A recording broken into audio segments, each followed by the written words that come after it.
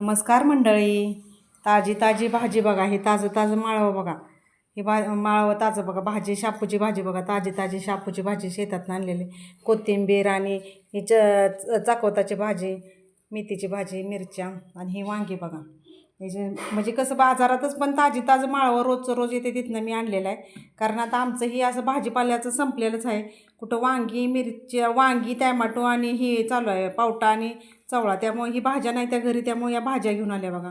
आणि ही वांगी लई टेस्टी लागते. ते कोल्हापूर साईडची वांगी आहे, ती लई टेस्टी लागते. ते कार्यक्रमाला गेली होती, येता आता वांगी दिसली, माळवं वट्टा भरलेला दिसला, तिथनंच घेऊन आली माळवं सगळं त्या मंडईतनं.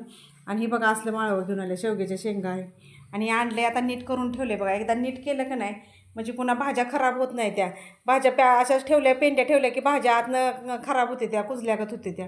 कारण ती मार्केटची भाजी असली किंवा रानातली भाजी असली तर त्यातली माती नाही निघाली तर ती खराब होते. त्यामुळे मी नीट करूनच भाज्या ठेवते. व्यवस्थित नीट केल्या म्हणजे राहते त्या चांगल्या भाज्या. आणि 4च टमाटो आणले ते बघा, कच्ची टमाटो दिसली, मग 4च टमाटो घेऊन आल्या भाजी आपल्या चटणीसाठी.